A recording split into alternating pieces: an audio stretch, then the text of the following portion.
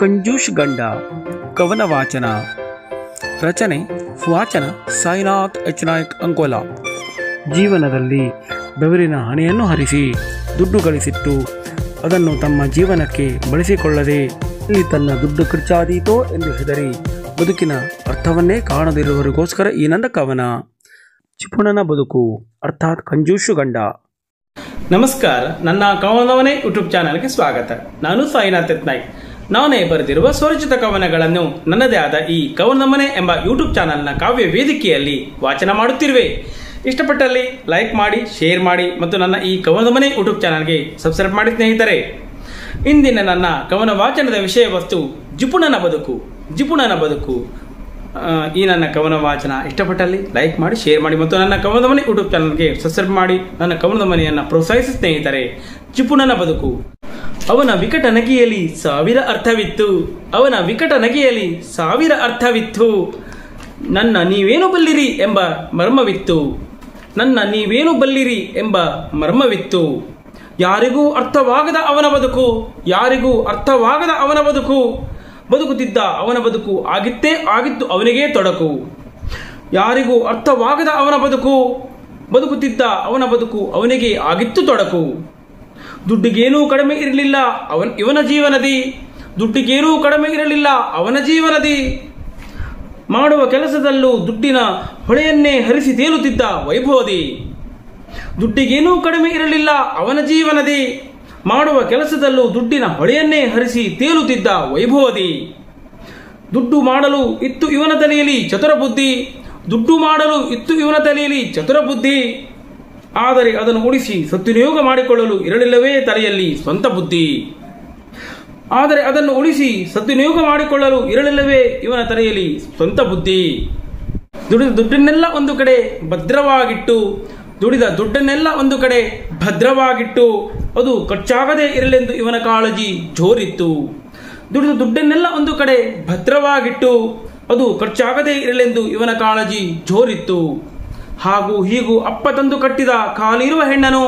ಹಾಗೂ ಹೀಗೂ ಅಪ್ಪ ತಂದು ಕಟ್ಟಿದ ಖಾಲಿರುವ ಹೆಣ್ಣನು. ಇವನ ಪಾಲಿಗೆ ಆ ಹೆಣ್ಣು ದಂಡಪಿಂಡವಾಗಿ ಕಂಡಳು. ಆಕೆಯ ಮಾಡಿದ್ದ ನಾಯಿಗಿಂತ ಕಡೆಯನು. ಇವನ ಪಾಲಿಗೆ ಆ ಹೆಣ್ಣು ದಂಡಪಿಂಡವಾಗಿ ಕಂಡಳು. ಮಾಡಿದ್ದ ಆಕೆಯ ನಾಯಿಗಿಂತ ಕಡೆಯನು. ತಾ ಕಷ್ಟಪಟ್ಟು ಬೆವರರಿಸಿ ದುಡಿದ ತನ್ನ ದುಡ್ಡು ಹಾಗೆ ಬೆಳೆಯುತ್ತಿರಲಿ ಎಂದು ಆಶೆಗಳಿಗೆ ಹೊಡೆದಿದ್ದ ಸೆಡ್ಡು. ತಾ ಕಷ್ಟಪಟ್ಟು ಬೆವರರಿಸಿ ದುಡಿದ ತನ್ನ ದುಡ್ಡು ಎಲ್ಲೂ ಖರ್ಚಾಗದೆ ಹಾಗೆ ಬೆಳೆಯುತ್ತಿರಲಿ ಎಂದು ತನ್ನ ಆಶೆಗಳಿಗೆ ಹೊಡೆದಿದ್ದ ಸೆಡ್ಡು. ಮಾಡುವ ಊಟ ತಿಂಡಿಯಲು ದುಡ್ಡು ಎಣಿಸುತ್ತಿದ್ದ. ಮಾಡುವ ಊಟ ತಿಂಡಿಯಲು ದುಡ್ಡು ಎಣಿಸುತ್ತಿದ್ದ. ಹೆಂಡತಿ ಮಕ್ಕಳ ಪ್ರತಿ ಬೇಕು ಬೇಡಗಳಿಗೆ ದುಡ್ಡಿನಿಂದಲೇ ಅಳೆಯುತ್ತಿದ್ದ. ಮಾಡುವ ಊಟ ತಿಂಡಿಯನ್ನು ದುಡ್ಡು ಎಣಿಸುತ್ತಿದ್ದ. ಹೆಂಡತಿ ಮಕ್ಕಳ ಪ್ರತಿ ಬೇಕು ಬೇಡಗಳ ದುಡ್ಡಿನಿಂದಲೇ ಅಳೆಯುತ್ತಿದ್ದ. ಒಮ್ಮೆ ಮಾಡಿದ ಸಾರು ಪಲ್ಲೆ 3 ದಿನ ಬಿಸಿ ಮಾಡಿ ಇಡಬೇಕೆಂಬ ನಿಯಮವಿಟ್ಟಿದ್ದ. ಒಮ್ಮೆ ಮಾಡಿದ ಸಾರು ಪಲ್ಲೆ 3 ದಿನ ಬಿಸಿ ಮಾಡಿ ಇಡಬೇಕೆಂಬ ನಿಯಮವಿಟ್ಟಿದ್ದ. ತನಗೆ ಏನೇ ಬೇಕಾದರೂ ದುಡ್ಡು ಖರ್ಚಾಗದೆ ಪುಕ್ಕಟ್ಟೇ ಬರಲಿ ಎಂಬ ಭಾವನೆ ಇಟ್ಟಿದ್ದ. ತನಗೆ ಏನೇ ಬೇಕಾದರೂ ದುಡ್ಡು ಖರ್ಚಾಗದೆ ಪುಕ್ಕಟ್ಟೇ ಬರಲಿ ಎಂಬ ಭಾವನೆ ಇಟ್ಟಿದ್ದ. ತನಗೆ ಆರೋಗ್ಯ ಸರಿ ಇಲ್ಲದಿದ್ದರೂ ದವಾಖಾನೆಗೆ ಹೋಗಿ ಡಾಕ್ಟರ್ಗೆ ಏಕೆ ದುಡ್ಡು ಕೊಡಬೇಕು ಎಂಬ ಜೀವದ ಕಡೆಗಣನೆ. ತನಗೆ ಆರೋಗ್ಯ ಸರಿ ಇಲ್ಲದಿದ್ದರೂ ದವಾಖಾನೆಗೆ ಹೋಗಿ ಡಾಕ್ಟರ್ಗೆ ಏಕೆ ದುಡ್ಡು ಕೊಡಬೇಕು ಎಂಬ ಜೀವದ ಕಡೆಗಣನೆ. ಹಾಗೂ ಹೀಗೂ ಒದ್ದಾಡಿ ಬಿದ್ದಾಡಿ ಹೇಗೋ ಪುಕ್ಕಟ್ಟೆ ಆರೋಗ್ಯ ತಾನೇ ಸರಿಯಾಗುತ್ತಿದ್ದು. ತನಗೆ ಆರೋಗ್ಯ ಸರಿ ಇಲ್ಲದಿದ್ದರೂ ದವಾಖಾನೆಗೆ ಹೋಗಿ ಡಾಕ್ಟರ್ಗೆ ಏಕೆ ದುಡ್ಡು ಕೊಡಬೇಕು ಎಂಬ ಜೀವದ ಕಡೆಗಣನೆ. ಹಾಗೂ ಹೀಗೂ ಒದ್ದಾಡಿ ಬಿದ್ದಾಡಿ ಹೇಗೋ ಪುಕ್ಕಟ್ಟೆ ಆರೋಗ್ಯ ಸರಿ ಮಾಡಿಕೊಳ್ಳುತ್ತಿದ್ದ. ಹೆಂಡತಿ ಮಕ್ಕಳು ಇವನ ಜಿಪುಣತನದ ಮುಳ್ಳು ಚುಚ್ಚಿತ್ತು. ಹೆಂಡತಿ ಮಕ್ಕಳಿಗೂ ಇವನ ಜಿಪುಣತನದ ಮುಳ್ಳು ಚುಚ್ಚಿತ್ತು.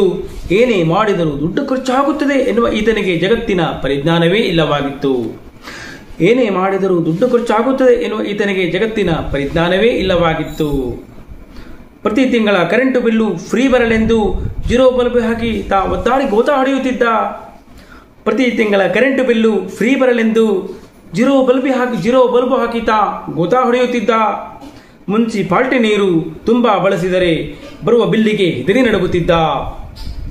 ಉರಿಯುವ ಪ್ರತಿ ತಿಂಗಳ ಕರೆಂಟು ಬಿಲ್ಲು ಫ್ರೀ ಬರಲೆಂದು ಮನೆಗೆ 0 ಬಲ್ಬ್ ಹಾಕಿದ ಒದ್ದಾಡಿ ಗೋತಾ ಹೊಡೆಯುತ್ತಿದ್ದ. ಮುನ್ಸಿಪಾಲ್ಟಿ ನೀರು ನೀರು ತುಂಬಾ ಬಳಸಿದರೆ ಬರುವ ಬಿಲ್ಲಿಗೆ ಹೆದರಿ ನಡುಗುತ್ತಿದ್ದ. ಮನೆಗೆ ನೆಂಟರಿಷ್ಟರು ಬಂದರೆ ಎಲ್ಲಿ ಸಕ್ಕರೆ ಚಾಪುಡಿಗೆ ತನ್ನ ದುಡ್ಡು ಹೆಚ್ಚು ಖರ್ಚಾಗುವುದು ಎಂಬ ಹೆದರಿಕೆ. ಮನೆಗೆ ನೆಂಟರಿಷ್ಟರು ಬಂದರೆ ಎಲ್ಲಿ ಸಕ್ಕರೆ ಚಾಪುಡಿಗೆ ತನ್ನ ದುಡ್ಡು ಹೆಚ್ಚು ಖರ್ಚಾಗುವುದು ಎಂದು ಹೆದರಿಕೆ. ಯಾರನ್ನು ಮನೆಗೆ ಕರೆಯದೆ ತನ್ನ ಪಾಡಿಗೆ ತಾನಿರುವುದೇ ಜೀವನದ ಪತಿ ಹಂತಕೆ. ಮನೆಗೆ ನೆಂಟರಿಷ್ಟರು ಬಂದರೆ ಎಲ್ಲಿ ತನ್ನ ಸಕ್ಕರೆ ಚಾಪುಡಿಗೆ ತನ್ನ ದುಡ್ಡು ಹೆಚ್ಚು ಖರ್ಚಾಗುವುದು ಎಂದು ಹೆದರಿಕೆ. ಯಾರನ್ನು ಮನೆಗೆ ಕರೆಯದೆ ತನ್ನ ಪಾಡಿಗೆ ತಾನಿರುವುದೇ ಜೀವನದ ಪ್ರತಿ ಹಂತಕೆ. ಹೆಂಡತಿ ಮಕ್ಕಳಿಗೆ ಹೊಸ ಬಟ್ಟೆ ಕೊಡಿಸುವಂತಿಲ್ಲ. ಹೆಂಡತಿ ಮಕ್ಕಳಿಗೆ ಹೊಸ ಬಟ್ಟೆ ಕೊಡಿಸುವಂತಿಲ್ಲ. ಇದ್ದದ್ದನ್ನೇ ಹೊಲಿಗೆ ಹಾಕುತ್ತಾ ವರ್ಷ ಪೂರ್ತಿ ನಡೆಸಬೇಕಲ್ಲ. ಹೆಂಡತಿ ಮಕ್ಕಳಿಗೆ ಹೊಸ ಬಟ್ಟೆ ಕೊಡಿಸುವಂತಿಲ್ಲ. ಇದ್ದದ್ದನ್ನೇ ಅವರು ಹೊಲಿಗೆ ಹಾಕುತ್ತಾ ವರ್ಷ ಪೂರ್ತಿ ನಡೆಸಬೇಕಲ್ಲ. ಹೆಂಡತಿಯ ಮಾರ್ಕೆಟ್ಗೆ ಕರೆದೊಯ್ದರೆ ಬೀಳುವುದು ತನ್ನ ಕೆಸೆಗೆ ಕತ್ತರಿ. ಹೆಂಡತಿಯ ಮಾರ್ಕೆಟ್ಗೆ ಕರೆದೊಯ್ದರೆ ಬೀಳುವುದು ತನ್ನ ಕೆಸೆಗೆ ಕತ್ತರಿ.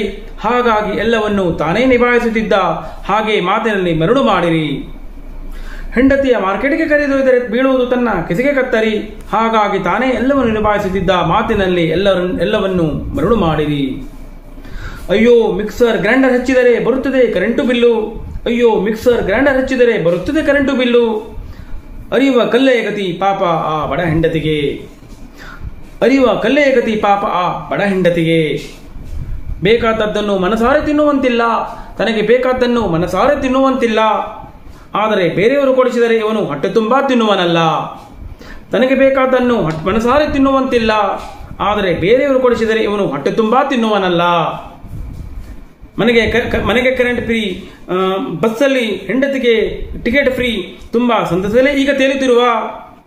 ಮನೆಗೆ ಕರೆಂಟ್ ಫ್ರೀ, ಬಸ್ಸಲ್ಲಿ ತನ್ನ ಹೆಂಡತಿಗೆ ಟಿಕೆಟ್ ಫ್ರೀ, ತುಂಬಾ ಸಂತಸಲೇ ಈಗ ತೇಲುತ್ತಿರುವ. ಬೈಕು ಇದ್ದರೂ ಅದಕ್ಕೆ ಹೊಟ್ಟೆ ತುಂಬಿಸದೆ ಅದನ್ನು ಒಂದೇ ಕಡೆ ನಿಲ್ಲಿಸಿ ಇಡೀ ಊರು ನಡೆದೇ ತಿರುಗುತ್ತಿರುವ. ಬೈಕ್ ಇದ್ದರೂ ಅದಕ್ಕೆ ಹೊಟ್ಟೆ ತುಂಬಿಸದೆ ಅದನ್ನು ಒಂದೇ ಕಡೆ ನಿಲ್ಲಿಸಿ ಇಡೀ ಊರು ನಡೆದೇ ತಿರುಗುತ್ತಿರುವ.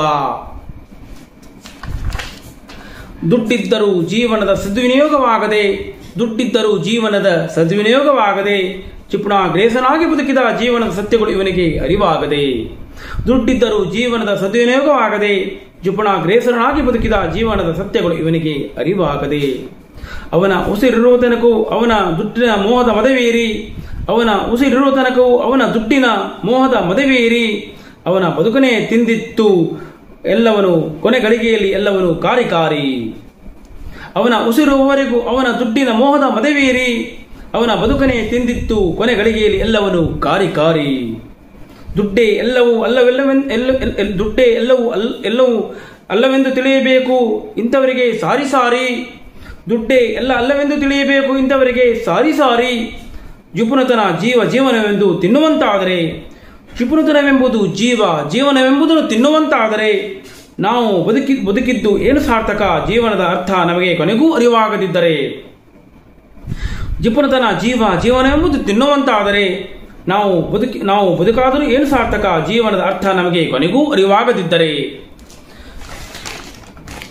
ಜಿಪುಣನ ಬದುಕು ಅರ್ಥಾತ್ ಕಂಜೂಸು ಗಂಡ. ಈ ನನ್ನ ಕವನ ವಾಚನ ಇಷ್ಟಪಟ್ಟಲ್ಲಿ ಲೈಕ್ ಮಾಡಿ, ಶೇರ್ ಮಾಡಿ ಮತ್ತು ಸಬ್ಸ್ಕ್ರೈಬ್ ಮಾಡಿ ಸ್ನೇಹಿತರೆ. ಕವನದ ಮನೆ. ನಮಸ್ಕಾರ, ವಂದನೆಗಳು.